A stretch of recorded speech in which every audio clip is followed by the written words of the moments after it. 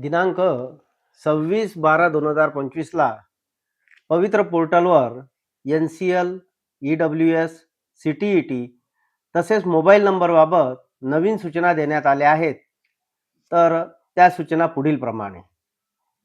उमेदवारांना यापूर्वी non creamy layer NCL प्रमाणपत्र सन 2025-26 साठी ग्राह्य असलेले सादर करण्याबाबत सूचना क्रमांक व 11 मध्ये नमूद करण्यात आलेले आहे.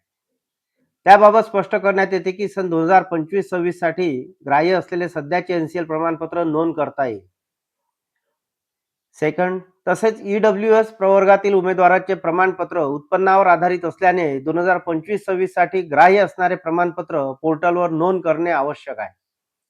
नंबर 3, खुल्या प्रवर्गातून केंद्रीय शिक्षक पात्रता परीक्षा CTET दिलेल्या उमेदवारांपैकी ज्यांना 55% ते 60% या दरम्यान गुण असतील अशा उमेदवारांना त्यांच्या CTET प्रमाणपत्रावर नॉन क्वालिफाईड अशी नोंद आहे.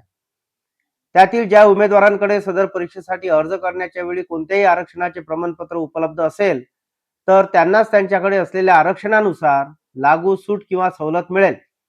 सदर परीक्षेसाठी अर्ज करण्याच्या वेळी आरक्षणाचे प्रमाणपत्र नसेल तर त्यांना सूट किंवा सवलतीचा लाभ घेता येणार नाही.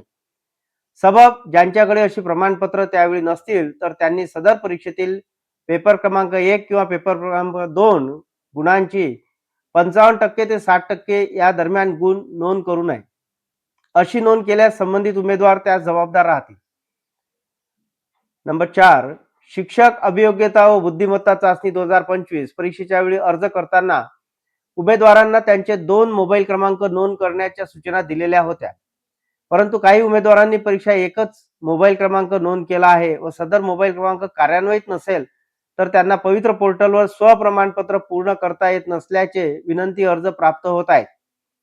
या उमेदवारांना स्वप्रमाणपत्र पूर्ण करण्यास OTP अनिवार्य असल्याने त्यांचा सध्याचा मोबाईल पोर्टलवर असणे आवश्यक आहे.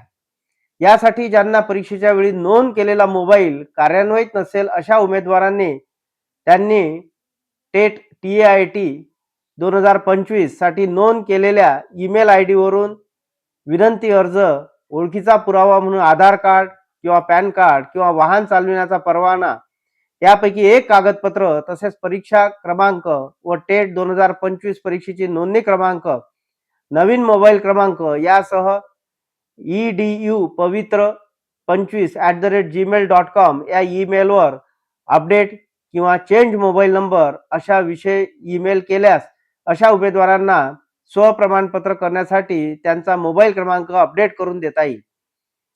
पवित्र पोर्टल अथवा अन्य पदभरती मधून यापूर्वी प्रकल्पग्रस्त, भूकंपग्रस्त, माजी सैनिक इत्यादी एकवेळ लाभ देय असणाऱ्या प्रमाणपत्राचा लाभ घेऊन सेवेत रुजू झालेल्या उमेदवारांना पुन्हा त्या प्रमाणपत्राचा लाभ देय नाही.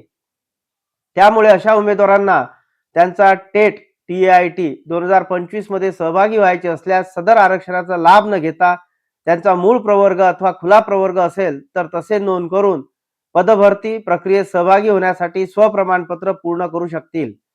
ज्या उमेदवारांकडून चुकीची नोंद झाल्यामुळे ती दुरुस्त करायची असेल आणि स्वप्रमाणपत्र प्रमाणित सेल्फ सर्टिफाईड केले असेल तर त्यांना त्यांचे स्वप्रमाणपत्र अनसर्टिफाय करता येईल व अशी योग्य नोंद करून पुन्हा स्वप्रमाणपत्र स्वप्रमाणित सेल्फ सर्टिफाईड करणे आवश्यक आहे याची नोंद घ्यावी.